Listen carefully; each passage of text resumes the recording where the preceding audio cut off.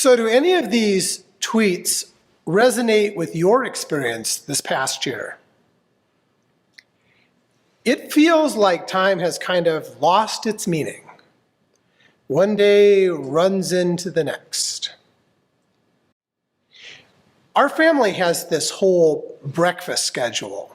There's a wonderful Waffly Wednesday, and there's Thursday oatmeal, fabulous Flapjack Friday, and so forth. Seriously, there are days that without it, I think that I'd have trouble tracking the days.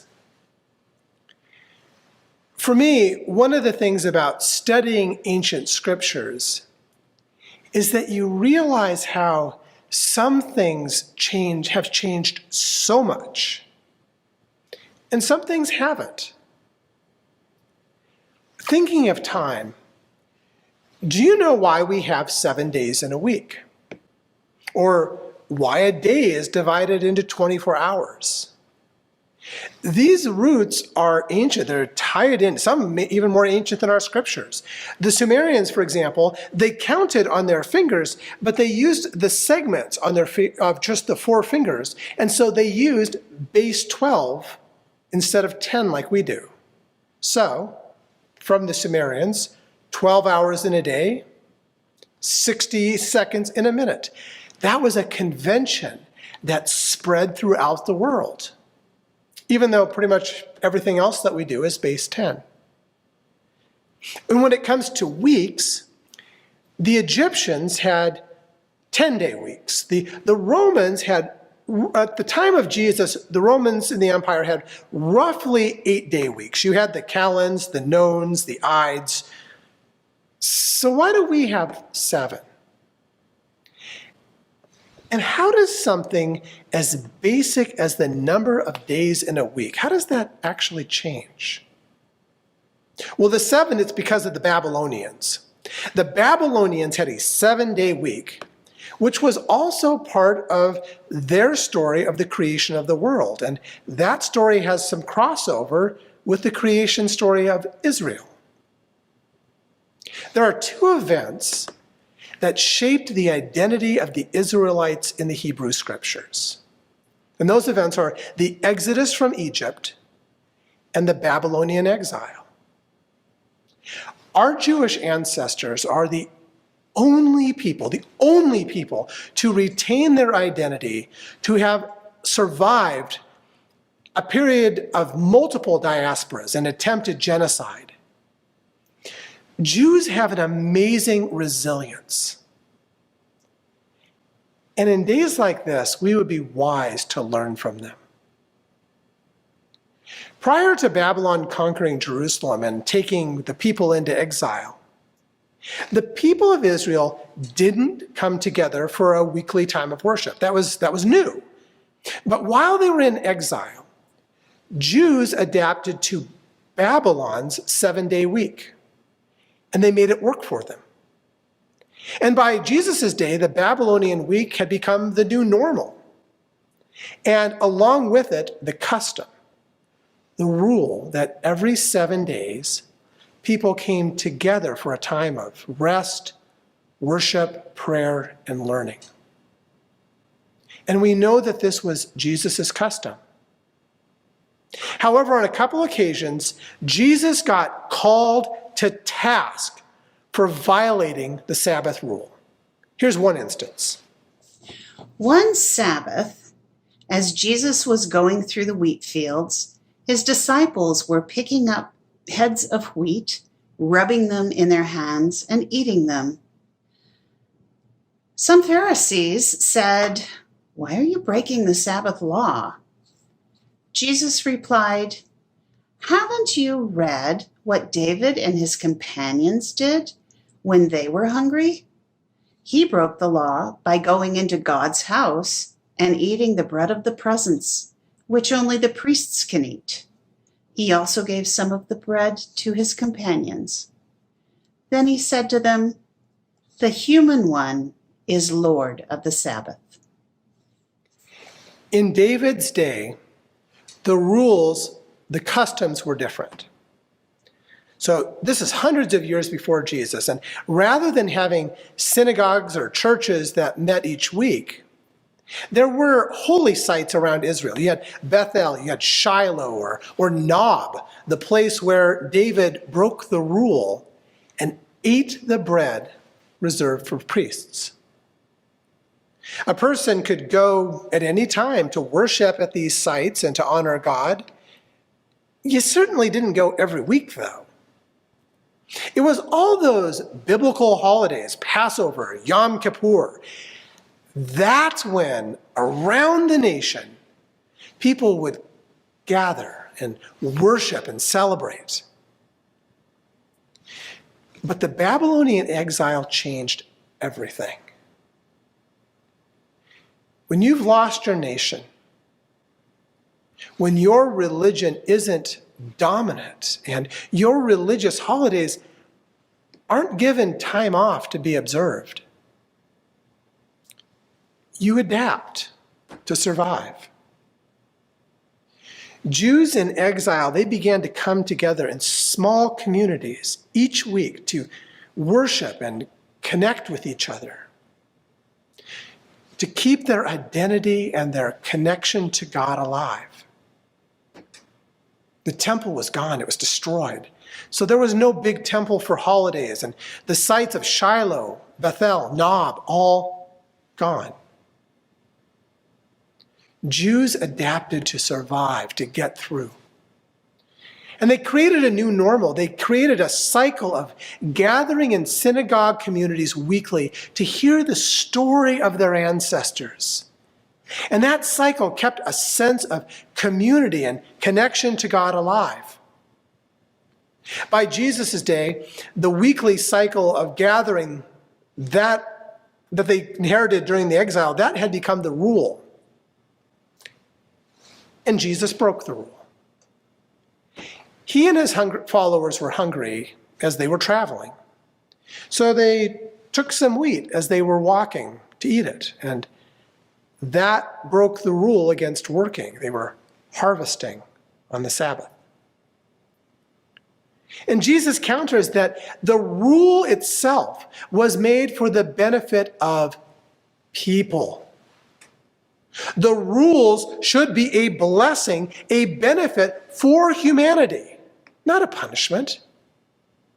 When the rules no longer serve in that way, they need to be adapted. That's how people survive when the world turns upside down. On another Sabbath, Jesus entered a synagogue to teach. A man was there whose right hand was withered. The legal experts and the Pharisees were watching him closely to see if he would heal on the Sabbath. They were looking for a reason to bring charges against him.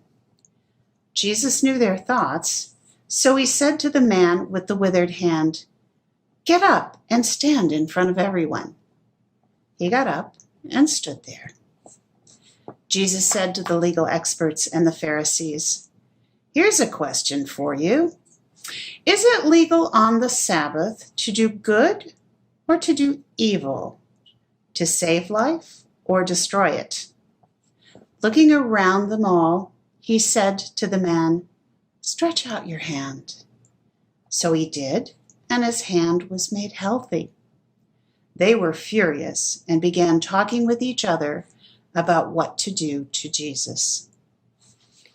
When things spin out of control, some people want to double down on the rules, thinking that they can regain some measure of control.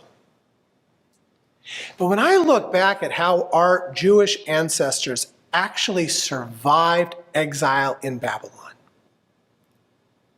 when I look at how Africans survived centuries of slavery and persecution,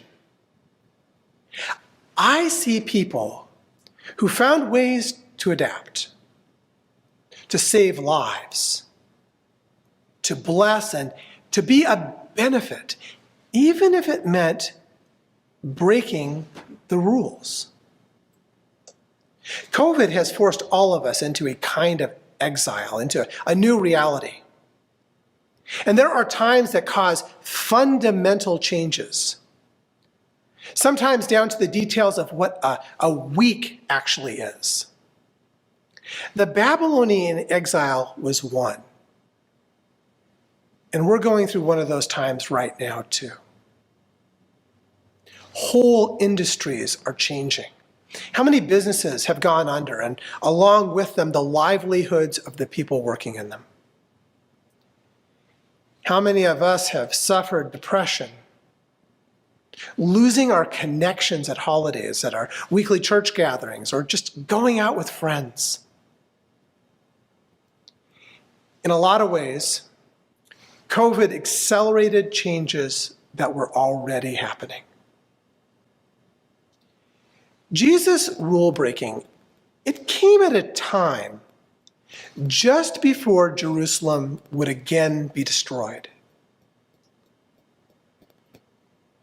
The story is a reminder that our resilience isn't found in holding on to rules, but adapting them for the benefit, for the health of people.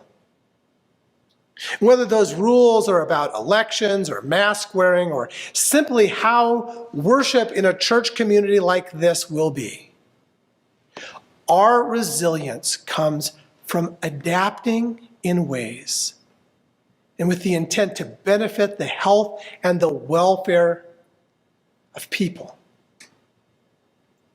We are experiencing a time where things are changing fundamentally. And in the months ahead, we're all going to begin to develop a new normal. We're not going back. We can't. And we shouldn't. The lessons of our ancestors tell us that we need to adapt. Our resilience doesn't come from following the rules, the traditions. Our resilience comes from adapting in ways that benefit the health and community of people. So what do you think needs to change?